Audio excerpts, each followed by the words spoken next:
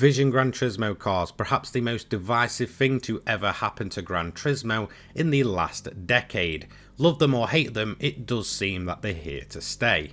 Obviously, Gran Turismo has a rich history when it comes to concept cars. It's been something that they've always done ever since even the earlier releases, and while the Vision Gran Turismo series was basically launched a decade ago to get real world manufacturers making concept cars for the Vision project, and of course maybe even turning them into the real deal.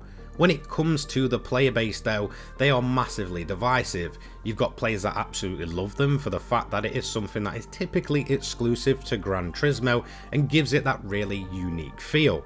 On the other hand though, you've got players that absolutely hate them, no matter how good or how bad that car actually is. As long as it's got the VGT tag, that person is going to hate that vehicle. So with this huge divide amongst players, this gave me the idea to start a mini-series looking at 5 of the worst Vision Gran Turismo cars and 5 of the best.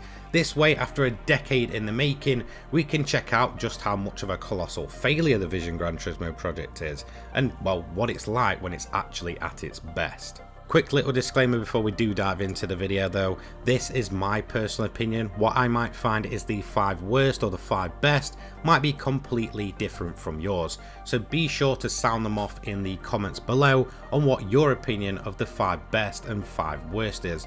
So let's get started off with episode 1 of 2, the 5 worst Vision Gran Turismo cars currently in GT7.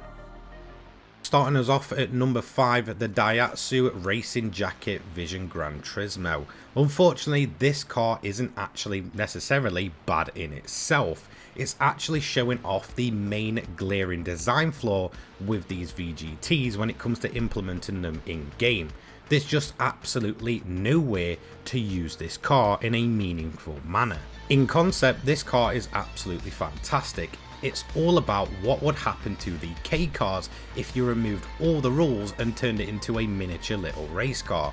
As we can see from the stats itself, it sits at a rather modest 494.27 pp, keeps the typical displacement of 660cc, FF layout, 146 brake horsepower from this miniature little pocket rocket, and of course the weight at 600 kilograms with a fairly sizable turbocharger strapped to it.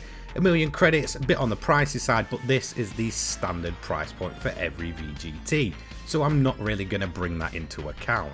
As mentioned, the actual concept of this car I genuinely do appreciate. I love the fact that they've grounded it in reality, taken a real world K car, thrown a bunch of racing modifications on it, including a massive rear wing, diffusers, body kits, lightweight of course, keeping with the K car theme, kept the 660cc engine to keep it grounded in that K car category, and then gone, what else can we do to squeeze a ton of power out of this little pocket rocket?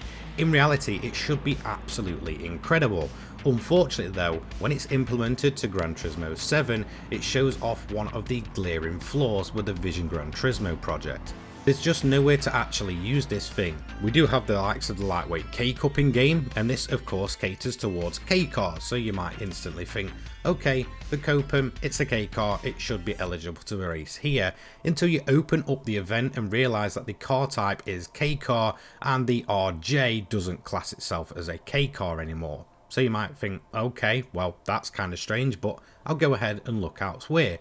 FF Challenge, FF Drivetrain Layout Vehicle, let's go ahead and have a look here and try and enter one of these events.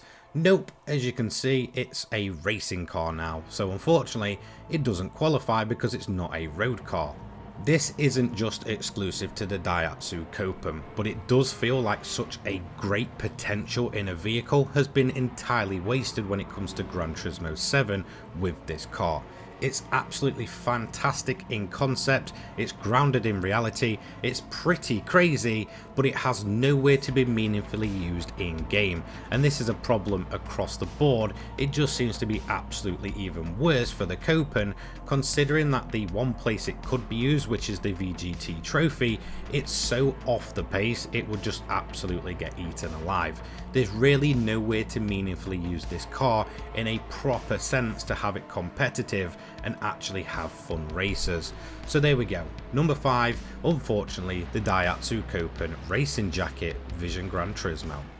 Coming in at number 4 on the list is probably one that you weren't expecting. I'm talking about one of the SRT Tomahawk family vehicles. Of course, I'm not talking about the X. That thing is a legend cemented in Gran Turismo history.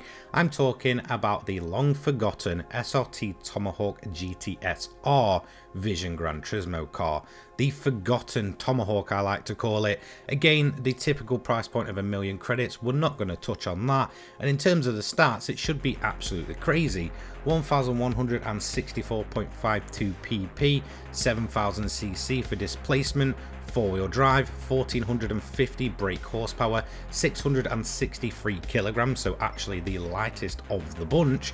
However, it unfortunately sits in a category of meaningful Tomahawks, mainly the X and the S, which have been absolutely crazy during GT7's life cycle. Even the Group 1 has its own use as it's a group race car. For me though, the GTS-R is just completely irrelevant at this point. It's probably the one that you forgot was even in game. Unfortunately for the GTS-R, it does find itself in a family of vehicles which seems to pretty much do it all. You've got the X, which is just a crazier version of the GTS-R and an absolute legend. You've got the S, which is of course a road car and entirely usable. And then you've got the Group 1, which is of course a Group 1 race car, so does serve a purpose. The GTS-R, however, is just pretty much the forgotten Tomahawk. In at number 3, from cars that actually had some potential, even if it was entirely wasted or other vehicles did it better, to a car that is on this list just because it's absolutely one of the worst driving experiences you can encounter in Gran Turismo 7. Of course, I'm talking about the Peugeot L500R Hybrid VGT 2017. One of the worst things is the stats actually do seem quite good. It's rather quite tempting to go ahead and use this in some of the racing events. However, you can completely forget about that straight away because this is a useless vehicle that also sits around some of the craziest vehicles and some of the nicest looking vehicles in the entire VGT category. The Group 1 racing version is an absolute missile, and the standard VGT is actually a stunning looking car, very much reminiscent of the Peugeot Onyx concept from way back in the 1990s. So the L500R is already the ugly duckling of the bunch, and that's made no better by the fact that it's just absolutely useless. The hybrid system is there. It doesn't mean that it's actually going to do anything, because once this thing runs out, which it will do rather quite quick, this car is painfully slow. Couple that with a very heavy and pretty awful driving experience, this is perhaps one of the worst VGTs you can drive in the entirety of Gran Turismo 7. And honestly, that's saying something considering how bang average a lot of these vehicles are. So the L500R, ugly, heavy, slow, absolutely terrible to drive. This one deservedly at 3rd place. If it wasn't for the other two on this list, this thing probably could have been number 1. In at number 2 for me has to go to the ItalDesign VGT off-road version. Now there's a good reason whilst the off-road made it but the street version didn't, and that is because the street version is one of the probably better VGTs in terms of actually building it up to a set PP rating. When it comes to the off-road mode though, as soon as you look at the actual stats, it shouldn't be too bad. 793.38 4-wheel drive, 1200 brake horsepower, it really doesn't seem like a terrible car. However, the street mode is just overall the better of the two versions. Couple that as one of the worst looking VGTs to ever exist, and a 2023 post-launch car that came alongside the VR update without an interior to it. So you may be thinking to yourself, well, this is the off-road version, so what's it like when you actually get it on the dirt? Well, first of all, you'll actually have to go ahead and purchase dirt tyres to be able to do that for this thing, and once you do get it on the dirt, it's perhaps one of the worst driving experiences you can ever have off-road in Gran Turismo 7. It's just far too powerful for the wonky dirt physics that are currently in game now. It really does feel like this car is just unable to do what it's meant to do. Overall, it's ugly, it doesn't have an interior, and well, it can't even do what it says on the tin. So, rightfully so, this one, number 2. So in at number 1 as the worst Vision Gran Turismo car in the entirety of GT7, in my opinion, has to go to the Porsche Spyder VGT. and there's a very good reason for this that I'll get into a little bit further down the line. But let's talk about a rule that I set for this entire list, not to flood it with EVs. Of course, we all know that the majority of them are pretty useless in GT7, which means a VGT that's an EV is automatically one of the worst cars in game. But for me, the VGT Spyder is the worst of the bunch. On paper, the stats don't look too bad. 794.27 pp, 4-wheel drive, 1100 brake horsepower. However, one of the glaring issues with this car is that it's a copy-paste of the original Porsche VGT with the roof chopped off. In terms of stats, they're absolutely identical. Couple this with the fact that it's an EV and almost completely useless in the entirety of GT7, it does automatically get it off to a bad start. It's not necessarily the worst car in game when it comes to driving, although all that power down from an electric motor does tend to wheel spin it even with a racing compound. This is something that happens with the EV VGTs that do put out a lot of brake. It's the exact same with the Skoda, which was recently released. So from what I've mentioned already, it really is lending itself to being one of the worst VGTs in GT7. It's a copy-paste job of a pre-existing car, it's an EV VGT which really doesn't help its situation, and it's really not the best driving experience in GT7. However, that isn't what makes it the worst in my opinion. What makes it the worst is all of that combined with the fact that this launched during I believe update 1.20 about 2 years ago. During the update that this car released, I remember calling it the EV update, and that's very much what it felt like. It released alongside a bunch of other EV vehicles. Again, this was the worst offender due to the fact it was a VGT and a different version of a pre-existing car in game.